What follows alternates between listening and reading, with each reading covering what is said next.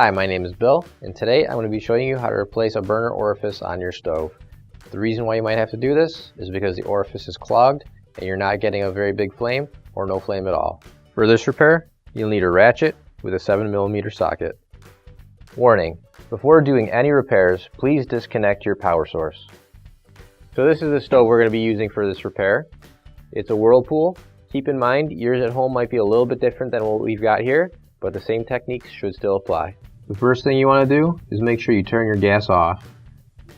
We're going to remove all the stuff off the stove top.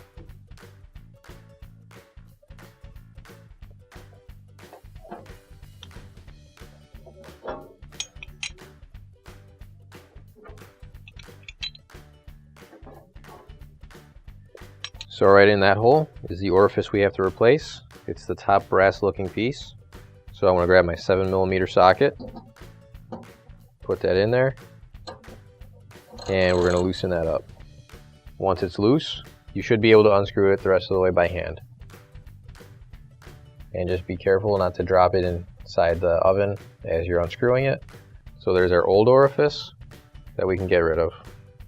Now, grab your new OEM replacement orifice. If you don't have one already, you can find one on our online store. And I'm just going to put the orifice in and screw it in as tight as I can by hand first.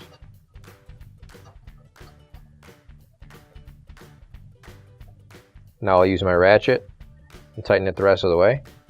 Keep in mind you want to over tighten it. Just look inside, and if you notice any of the other parts starting to move, that's tight enough. So now we've got it all tightened up, and we'll put it back together. So now I'm going to put all the burners and the burner caps back on. And to do that, you just simply have to line up the holes here with the starter, and it slips right on. Then the burner cap will go on, and if you want, you can try and do it fancy like this without even having to take the burner cap off. Just line it up, slip it on. Now, grab your oven grates, set those back on top, and your repair is complete. And now we can turn our gas back on. Finally, don't forget to plug in your appliance.